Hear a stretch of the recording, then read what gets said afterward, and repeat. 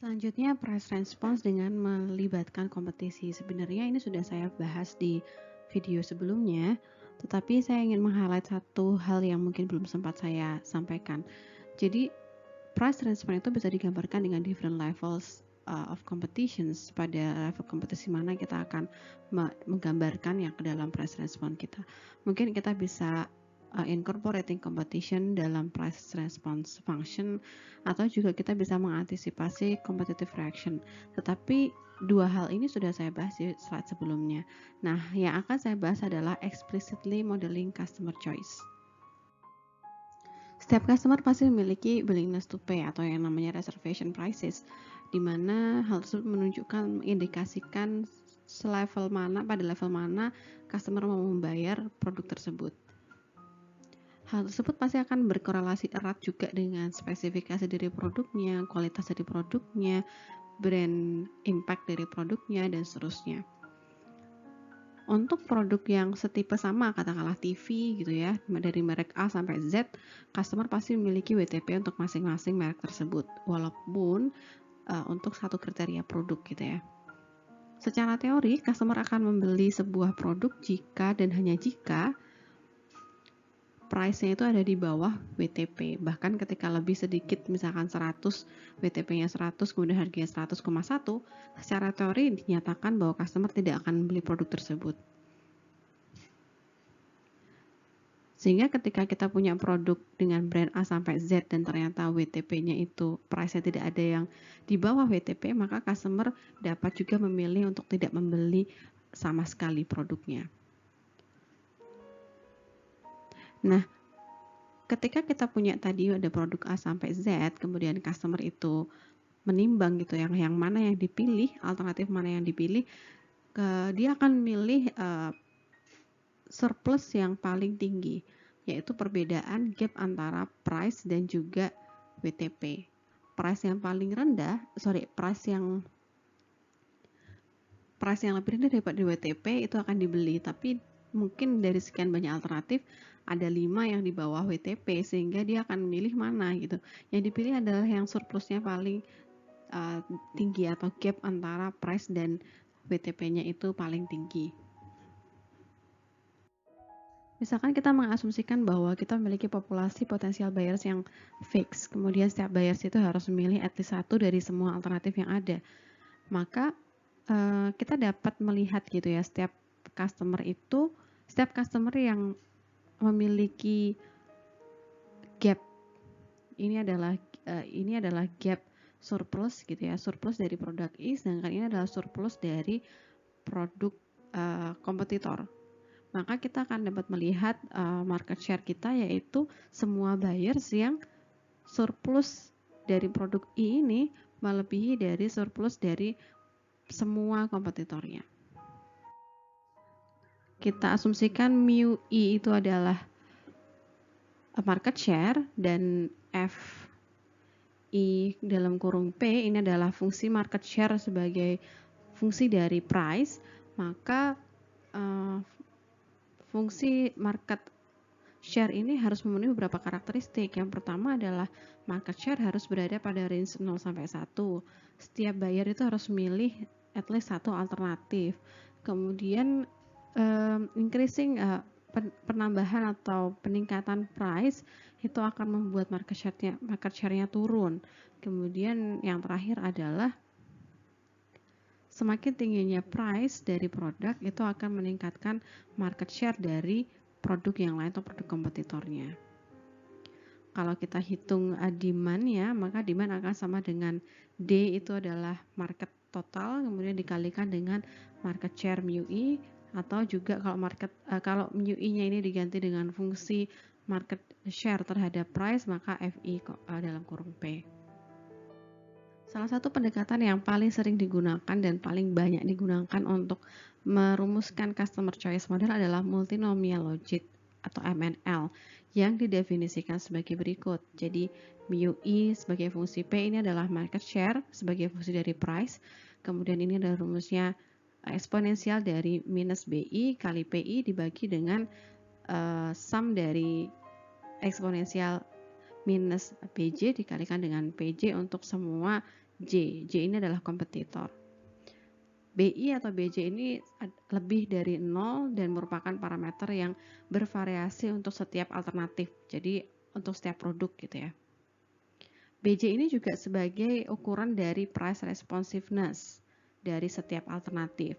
Kalau BJ-nya itu tinggi, artinya adalah highly price sensitive. Kalau BJ-nya rendah, berarti low price sensitive. Nah, ini sebagai contoh ada beberapa merek gitu ya, dari Audio2 sampai Cacophony. Di sini price-nya berbeda-beda, kemudian BJ-nya juga sudah diestimasi. Kira-kira teman-teman bisa nggak ya menghitung market share untuk masing-masing tipe ini? Teman-teman bisa coba dan kita bisa cek di online meeting ya jawabannya. Pasti teman-teman sedikit mengkaitkan apakah multinomial logit ini sama dengan logit price functions. Jawabannya adalah memang ada kaitannya. Dan pada kasus di mana competitive price-nya itu konstan, maka MNL ini akan sama dengan logit price response function. Kelebihan dari customer choice modeling ini adalah sudah banyak sekali metode untuk mengestimasi parameter gitu ya, bahkan juga sudah banyak sekali software-software yang bisa digunakan untuk mengestimasi parameter sehingga akan lebih mudah dalam pengaplikasiannya. Namun customer choice modeling juga memiliki beberapa kelemahan. Yang pertama, potensial buyers-nya atau populasi dari potensial buyers-nya itu dianggap fix dan semua buyers itu harus membeli at least satu. Padahal bisa jadi customer itu tidak membeli sama sekali karena WTP-nya selalu lebih tinggi daripada price semua produk sehingga dia tidak mau membeli sama sekali. Dan ada kalanya juga kalau ada kompetitor atau kita sendiri mengaplikasikan agresif discount yang tadinya bukan potensial customer menjadi potensial customer, artinya kita mendatangkan customer yang baru. Yang terakhir adalah informasi terkait dengan competitive prices-nya mungkin tidak lengkap gitu, atau bahkan kita hanya mempertimbangkan beberapa saja, dan itu hal umum terjadi. Kita kalau mau benchmarking dengan kompetitor, pasti kita akan memilih kompetitor yang dekat. Kompetitor yang jauh-jauh itu kan tidak dilibatkan, padahal ML itu akan working ketika kita melibatkan semua competitive prices. Sebenarnya ada beberapa cara untuk menangani weakness yang ketiga ini, cuman tidak kita bahas di slide ini. Kalau teman-teman tertarik bisa membaca lebih lanjut. Pada revenue management kita mengenal yang namanya incremental cost. Incremental cost of a customer commitment berarti perbedaan antara total cost di mana sebuah perusahaan tersebut harus mengalaminya ketika membuat komitmen dan total cost di mana ketika perusahaan tersebut tidak mengambil komitmen tersebut. Kalkulasi dari incremental cost ini sangat tergantung dari nature dari customer commitment tersebut. Dan kalau kita sudah yakin bahwa ada cost yang berasosiasikan dengan komitmen tersebut, baru kita mengestimasi additional cost yang harus dibuat ketika kita mengamini atau mengiyakan komitmen. Atau kebalikannya, kita bisa menghitung cost ketika kita menghindari tidak membuat komitmen tersebut. Mungkin enaknya kita ke next contohnya. Di sini saya berikan beberapa contoh incremental cost, perhitungan incremental cost. Yang pertama contohnya untuk airline. Jadi misalkan airline itu sedang mempertimbangkan untuk menjual atau tidak a single seat kepada seorang passenger untuk future flight. Nah, ada biaya-biaya yang berasosiasi dari penambahan passenger tersebut. Misalkan tambah additional meal-nya, kemudian misalkan tambah commission fees untuk bookingnya dan seterusnya. Nah, kemudian untuk retailer misalkan, retailer pada fashion itu biasanya dia akan stok barang atau inventory untuk satu season di awal sebelum season tersebut mulai. Dan dia tidak bisa mengembalikan itemnya, kemudian juga tidak bisa reorder. Selama season tersebut, penjual ini atau reseller ini akan ngeset atau update price sehingga akan memaksimalkan total revenue-nya. Sehingga di sini bisa diartikan bahwa tidak ada additional cost untuk future sales karena semua sudah all set gitu ya. Inventory-nya ada dan kita tidak bisa mengembalikan inventory tersebut. Kemudian juga kita tidak boleh reorder sehingga tidak ada cost yang berasosiasikan pada penambahan pembelian satu barang. Di sini disebutkan bahwa incremental cost pada kasus retailer itu 0. Nah, kemudian contoh yang ketiga, misalkan di drugstore kita jual sampo gitu ya. Kemudian kita bisa restock inventory kita setiap minggu. Nah, karena menjual satu unit itu akan membuat kita order satu additional unit lagi, sehingga incremental cost untuk selling sebuah botol sampo itu sama dengan wholesale unit cost-nya. Incremental cost yang tadi sudah kita bahas sebenarnya akan dipakai pada perhitungan optimasi untuk price-nya. Ada 3 objective function yang akan saya paparkan di sini. Yang pertama adalah menghitung price optimal berdasarkan pada total contribution. Kemudian yang kedua menghitung price optimal berdasarkan pada revenue, dan yang ketiga adalah kombinasi antara total contribution dan revenue. Di sini kita akan coba untuk menentukan price optimal dengan fungsi objektif total contribution. Fungsi objektif total contribution kita simbolkan dengan M, yaitu merupakan perkalian antara demand yang kita dapatkan dengan gap antara price dan incremental cost. M adalah total contribution, kemudian P adalah price, C adalah incremental cost,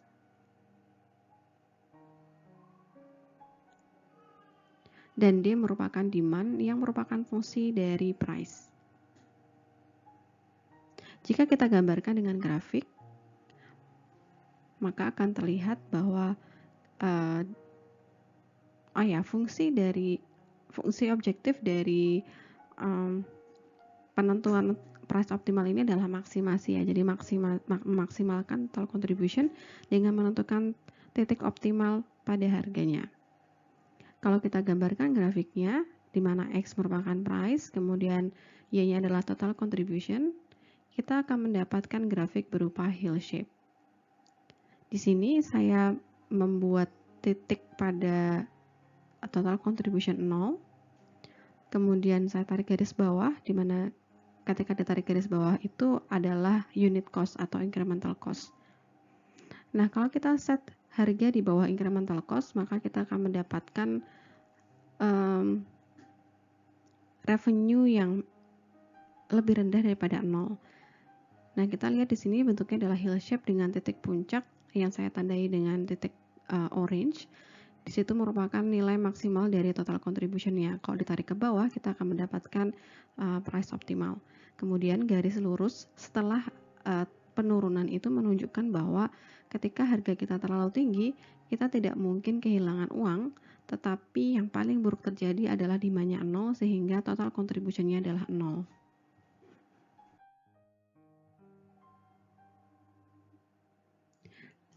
Permasalahan objective function yang kita selesaikan ini merupakan tipe unconstrained optimization, sehingga akan dapat diselesaikan dengan menurunkan turunan pertama, derivatif pertama dari M.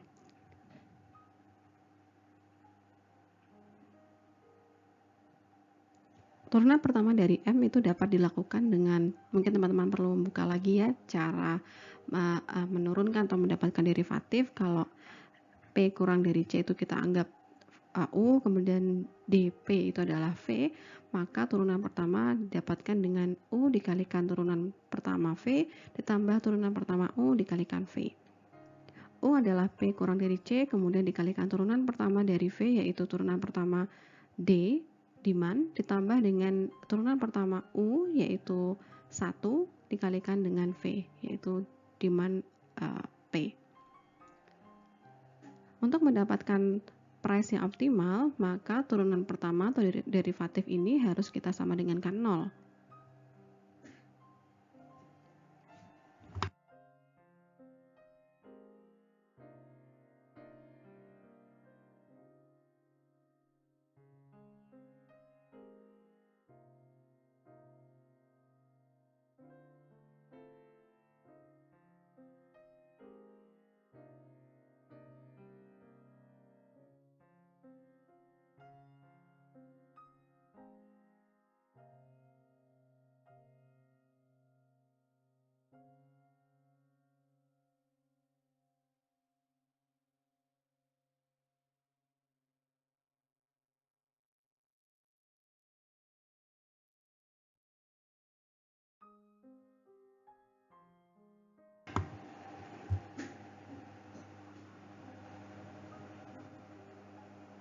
Kemudian bagian yang saya pindahkan ke kanan itu adalah minus turunan pertama dari D dikalikan dengan P optimal, maka kita akan mendapatkan formula sebagai berikut.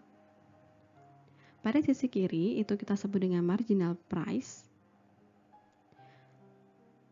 yang menunjukkan peningkatan revenue dari perubahan harga yang kita lakukan. Kemudian marginal cost sebelah kanan itu menunjukkan peningkatan cost yang berasosiasikan dengan atau diakibatkan dengan perubahan harga. Marginal price akan bernilai lebih dari 0 untuk low prices dan akan bernilai kurang dari 0 pada higher prices. Sedangkan marginal cost nilainya akan berkisar kurang dari sama dengan 0.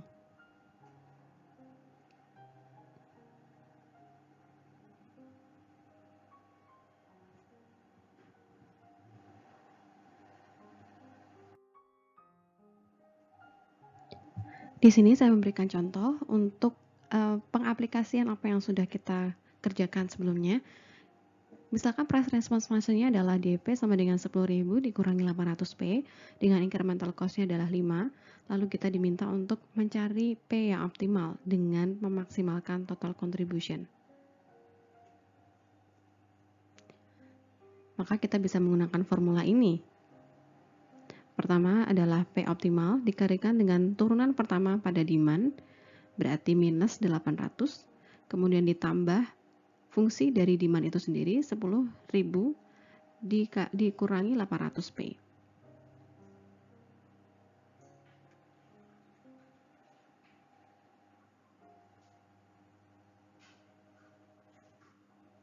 Kemudian sama dengan turunan pertama dari demand dikalikan dengan cost-nya, berarti 800 dikalikan 5. Teman-teman tinggal menghitung saja dari formula ini sehingga nanti akan didapatkan 10.000 dikurangi 1.600P sama dengan minus 4.000. Seperti yang sudah saya jelaskan sebelumnya bahwa price optimal akan didapatkan dengan cara marginal price sama dengan marginal cost. Sehingga price optimal untuk kasus ini adalah 8,75. Teman-teman juga bisa menghitung berapa demand yang didapatkan dengan mengaplikasikan 8,75. Nah, berikut ini adalah grafik yang menunjukkan marginal cost pada titik minus 4.000 dan juga marginal revenue yang berupa garis linear minus 10.000 minus 800P. Dan titik temu antara marginal cost dengan marginal revenue ini menunjukkan bahwa marginal cost sama dengan marginal revenue yang akan memaksimalkan total kontribusinya. Sehingga pada titik ini kita akan mendapatkan price optimal. Kita bisa menggunakan pendekatan grafis atau juga dengan cara perhitungan manual seperti yang sudah kita lakukan sebelumnya. Kalau pada grafis kita tinggal menarik titik temu antara marginal cost dan marginal revenue yaitu 8,75.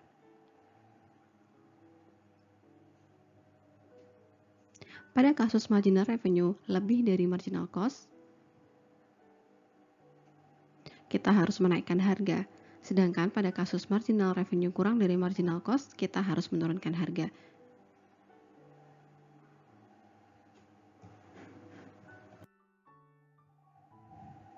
Selanjutnya kita akan mencoba dengan teknik yang kedua yaitu maksimasi revenue. Di sini tidak dipertimbangkan incremental cost yang diakibatkan oleh peningkatan future sales. Maka kita bisa dengan mudah ya bahwa revenue adalah fungsi dari price dikalikan dengan demand yang kita dapatkan dari price yang kita post itu atau yang kita tentukan. Karena ini juga unconstrained optimization sehingga teman-teman bisa melakukannya dengan menurunkan pertama atau derivatif pertama pada fungsi R. Sama dengan 0.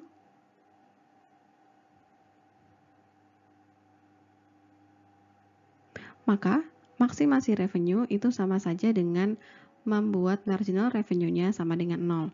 Kalau berbeda dengan total contribution, di mana P optimal didapatkan dari marginal revenue sama dengan marginal cost, sedangkan pada maksimasi revenue saja ini kita akan mendapatkan price optimal dengan cara marginal revenue sama dengan 0.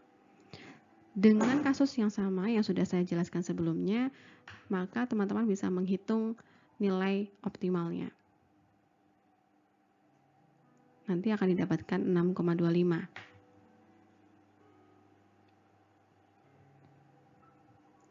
Dengan 6,25 ini teman-teman juga bisa menghitung nilai salesnya 10.000 dikurangi 800 kali 6,25, maka akan didapatkan 5.000. Dan teman-teman juga bisa menghitung berapa revenue yang didapatkan. Jika kita kembali lagi pada grafik yang sudah kita gambar sebelumnya dan kita menarik titik pada 0, kemudian titik Y-nya 0, kemudian kita tarik pada marginal revenue dan ditarik ke bawah, maka kita akan mendapatkan 6,25. Jika dilihat di sini, jelas bahwa as long as line yang kita atau marginal revenue yang kita punya itu adalah downward atau turun ke bawah gitu ya, semakin tinggi price-nya semakin rendah demand-nya.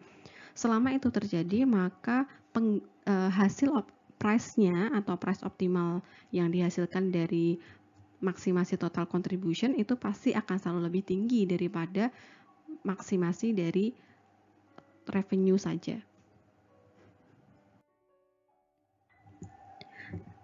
Nah, kapan sih sebenarnya kita bisa menggunakan fungsi maksimasi revenue saja, artinya kita tidak mengindahkan adanya incremental cost.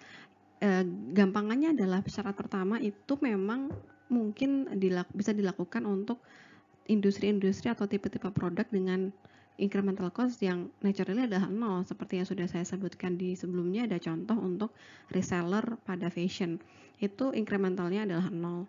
Kemudian juga bisa untuk video games, kemudian juga untuk car parking, kemudian juga pada dasarnya ketika kalian tidak bisa mengubah inventory, kemudian tidak ada biaya yang berasosiasi atas penambahan satu demand lagi, berarti incrementalnya cost-nya adalah 0. Tapi ada satu syarat lagi. Kalau teman-teman lihat di derivatif pertama pada fungsi revenue, kemudian teman-teman buat analisisnya seperti yang sudah terlihat pada slide, teman-teman at the end-nya akan mendapatkan fungsi ini, minus turunan pertama dari demand dikalikan price optimalnya dibagi dengan demand, maka hasilnya adalah 1. Nah, sisi formula sebelah kiri itu adalah point of elasticity. Kalau teman-teman ingat pada slide-slide sebelumnya, saya menjelaskan ada 3 grafik yang ada linear, kemudian ada yang kedua adalah constant price elasticity. Nah, sebenarnya price elasticity atau point of elasticity juga bisa dihitung dengan ini, dengan formula sebelah kiri. Nah, syaratnya untuk penggunaan dari revenue maximizing ini adalah point of elasticity-nya sama dengan 1. Selain juga karena natural dari produknya yang memang tidak memiliki incremental cost. Selanjutnya adalah fungsi yang ketiga, yaitu kombinasi antara total contribution dan revenue. Kalau yang pertama kan tadi total contribution di mana kita melibatkan incremental cost, kemudian yang kedua adalah revenue. Nah, di sini kita mengkombinasikan antara keduanya. Yang berbeda adalah lebih berat kemana, maka kita butuh assign weight. Weight dengan simbol alpha yang bernilai 0 sampai 1. Kalau alpha-nya sama dengan 0, artinya kita assign alpha-nya sama dengan 0, maka total kontribusinya kan berarti tidak ada. Berarti kita hanya revenue maximizing. Kalau alpha-nya sama dengan 1, berarti kita hanya memaksimalkan total kontribusi dan tidak menggunakan fungsi revenue. Kalau teman-teman kemudian menganalisis lanjut, seperti yang sudah ada pada slide ini, maka teman-teman akan mendapatkan fungsi objektif dari weighted total contribution dan revenue ini sebagai berikut, yaitu P dikurangi alpha dikalikan C dikalikan demand yang merupakan fungsi terhadap P. Nah, dilihat di sini ya bahwa fungsi objektifnya itu hampir sama seperti total contribution. Yang berbeda adalah ada alpha yang di-assign kepada cost yang kita sebut dengan discounted cost. Kalau kita assign alpha sama dengan 0,5, artinya kita memaksimalkan balance antara total kontribusi dan revenue, maka kalau kita mengoptimasi ini akan sama seperti kita melakukan maksimasi total kontribusi dengan cost yang direduksi sebanyak 50%. Sehingga bisa saya garis bawahi bahwa weighted antara kombinasi total contribution dan revenue sama saja seperti melakukan maksimasi total contribution dengan discounted cost. Kalau kita lihat di sini,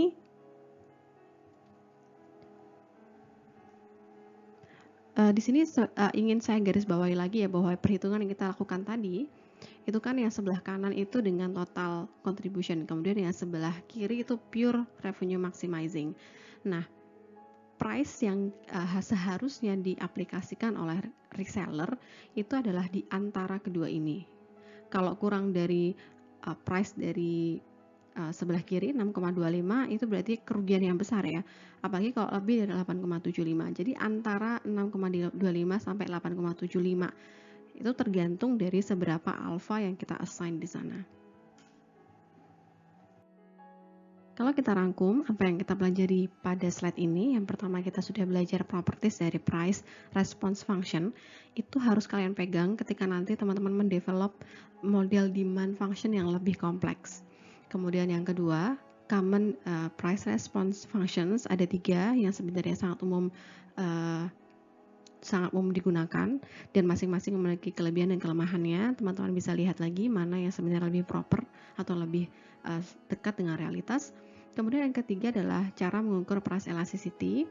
Kemudian yang keempat adalah bagaimana cara kita menganalisis customer choice model. Dan yang terakhir adalah bagaimana menentukan price optimal berdasarkan pada 3 objective function, yaitu total contribution, kemudian yang kedua adalah revenue, dan yang terakhir adalah kombinasi antara keduanya dengan weight tertentu.